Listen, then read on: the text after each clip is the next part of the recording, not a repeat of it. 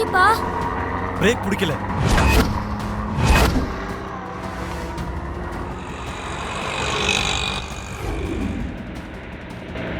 என்னது? வேற வழியே இல்லை. பிரேக்கும் பிடிக்க மாட்டேங்குது, காரும் கண்ட்ரோல் இல்லை. எப்படியாவது பசங்களை இறக்கி விடணும்.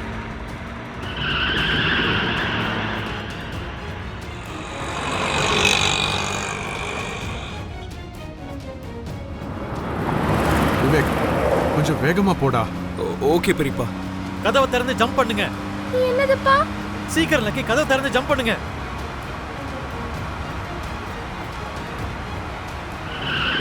எனக்கு ஒண்ணும் ஆகாத லக்கி, ஜம்ப். பயமா இருக்குப்பா. லக்கி, கண்ணை மூடிட்டு குதிச்சிரு. ஐயோ, அது இல்லப்பா.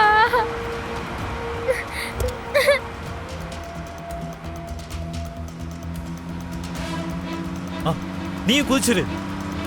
அப்படின்னா நீங்கப்பா? நீங்க கார்லயே இருக்க போறீங்களா? என்னை பத்தி யோசிக்காத, நீ முதல்ல குதிச்சிரு. நான் குதிக்கல, உங்க கூடயே இருக்கேன். லக்கி, நீ என்ன இங்க இருக்க? அப்பாவும் ஜுனுவும் எங்க? கார் எங்க? நாங்க கார்ல போயிட்டு இருக்கும்போது பிரேக் பிடிக்கல.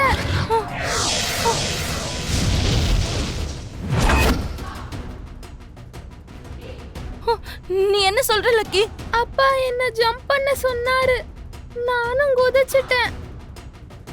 அப்பாவும் ஜுன்னுவும் கார்ல தான் இருக்காங்க. கார் எந்த பக்கம் போச்சு? இந்த பக்கம். சரி வா.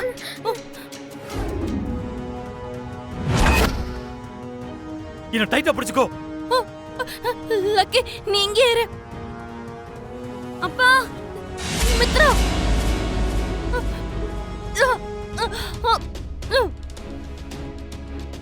அம்மா, ஜுன்னு ஜாக்கிரதை, உனக்கு ஒண்ணும் ஆகாது.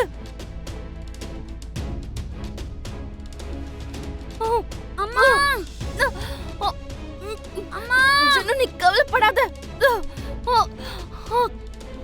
அம்மா, அம்மா, ஜுன்னு. ஜுன்னு, ஜுன்னு ஜாக்கிரதை. டைட்டா பிடிச்சுக்கோ ஜுன்னு. அப்பா, மித்ரா, உங்களுக்கு ஒண்ணும் ஆகாது.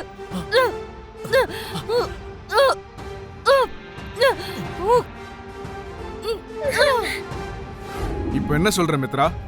இத கண்டோன்னு சொல்லுவியா இல்ல உன்னோட கேர்லெஸ்னஸ் சொல்லுவியா? இப்ப சொல்லு. இனி உன்னை கண்டத்துல இருந்து லக்ஷ்மியை காப்பாத்துவாங்கிற பிரமல நீ இல்லன்னு சொல்லு.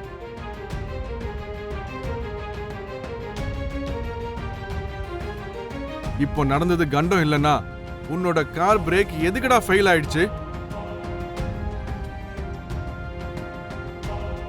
உன் கூட இருந்த பசங்க ஏன் திடீர்னு ஆபத்துக்குள்ளாயிட்டாங்க? உங்களை எதுக்காக லக்ஷ்மி வந்து காப்பாத்துனா? இப்ப என்ன டாட்? நான் பூஜையில உட்காரலன்னு சொன்னதுக்காக தான் இதெல்லாம் நடந்திருக்கா? ஆமா, அதனாலதான் நடந்திருக்க. சில விஷயங்களை நம்ம நம்பணும் மித்ரா. பந்தங்கள் இருக்கிற மாதிரி கண்டங்களும் இருக்கு. அந்த கண்டத்திலிருந்து நம்மள காப்பாத்துற கடவுளும் இருக்காருடா. அந்த கடவுளுக்கு நம்ம செய்ய வேண்டியதெல்லாம் செய்யணும்.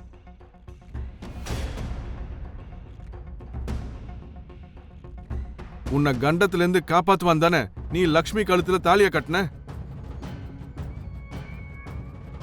அன்னைக்கு இருந்த உன் நம்பிக்கை இன்னைக்கு என்ன ஆச்சு? உன்னால பசங்களுக்கும் கண்டம் இருக்குன்னு சொல்லும் போது நீ அதை நம்பினியா? இவ்வளவு நடந்ததுக்கு அப்புறமும் இத பிரம்மன் சொல்லுவியா? இப்ப என்ன செய்ய சொல்றீங்க? வேற என்ன மித்ரா, நீ புருஷனாவும் லக்ஷ்மி உன் மனைவியாவும் ஜுன்னுவும் லக்கியும் உன் பசங்களாவும் நீங்க 4 பேரும் ஒன்னா குடும்பமா சேர்ந்து சாந்தி பூஜை செய்யணும்னு சொல்றாங்க. டேய், ஜுன்னுமும் உன்னோட பையன் தான்டா. அவனை ஏன்டா நீ வேண்டான்னு சொல்ற? லக்ஷ்மி உன்னோட உயிரை காப்பாத்திருக்காடா. அவளை போய் நீ உன் பக்கத்துல உட்கார வேண்டான்னு சொல்ற? அவ ஒண்ணு என்ன காப்பாத்தல மாம், அவ பையனை தான் காப்பாத்துனா. டாடும் விவேக்கும் தான் என்ன காப்பாத்துனாங்க.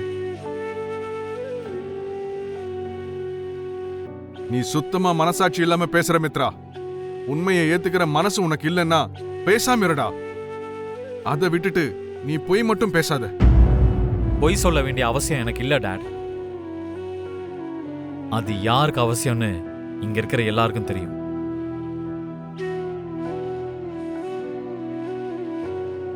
லக்ஷ்மி போய் சொல்லிட்டா ஏமாத்திட்டான்னு சொல்றியே தவிர அதுக்கு பின்னாடி இருக்கிற உண்மைகளை நீ தெரிஞ்சுக்கவே மாட்டே. லக்ஷ்மி எதுக்காக அப்படி செஞ்சான்னு உனக்கு தெரியுமா?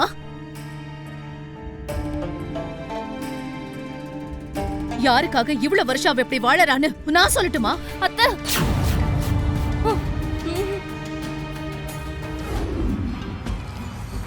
என்ன விஷயம் ஆண்டி? பூஜைக்கான ஏற்பாடெல்லாம் முடிஞ்சிருச்சா? இங்க பூஜை கிடையாது, ரொம்ப பெரிய பிளான் தான் நடக்குது. ஆஹா, அப்படி ஆண்டி? அரவிந்தா அக்கா மித்ராவுடைய கால்ல விழுந்தாவது லக்ஷ்மி பக்கத்துல உட்கார வைக்கிறேன்னு சொல்லி ஜோசியர்கிட்ட பேசிட்டு இருந்தாங்க. ஆஹா, ரொம்ப நல்ல விஷயம் சொல்லிருக்கீங்க ஆண்டி.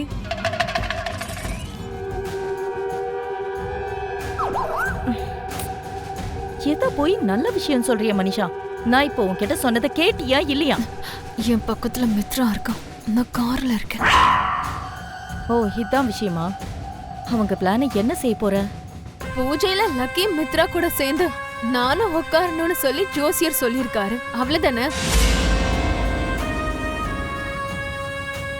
ஆஹா, நீ சரியா கவர் பண்ணிட்ட. ஆஹ், என்ன மித்ரா, இந்த பூஜையில நம்ம பக்கத்துல உட்காரலாம்ல? கல்யாணமாகாம எப்படி உட்காருவேன் மனிஷா? ஆஹா, வருங்கால மனைவியாக போறதுனால பூஜையில உட்காரலான்னு ஜோசியர் சொல்லியிருக்காரு ஆண்டி. நீ என்ன சொல்ற மித்ரா?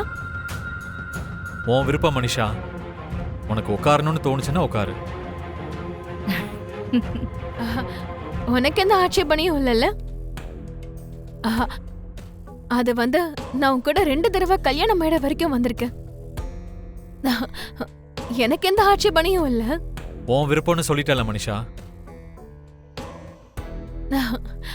ஓகே ஆண்டி, அந்த ஜோசியர் ஆசைப்பட்ட மாதிரியே நானும் மித்ராவும் லக்கியும் பூஜையில உட்கார போறோம். வேற லெவல். இங்க வந்ததுக்கு அப்புறம் நீ பிளான் போடுவேன்னு நினைச்சா வரதுக்கு முன்னாடியே பிளான போட்டுட்டியே. இதுல என்ன இருக்கு ஆண்டி? எல்லாம் அந்த ஜோசியரோட கருணை தான். மித்ராவும் பக்கத்துல இருக்கறதுனால எல்லாத்தையும் ஜோசியர் மேல போட்டுட்ட. ஆனா இங்க வந்து என்னத்த சமாளிப்பியோ? நீங்களே பாப்பீங்கல்ல ஆண்டி. நாங்க வந்துட்டு இருக்கோம், வச்சிடுறேன்.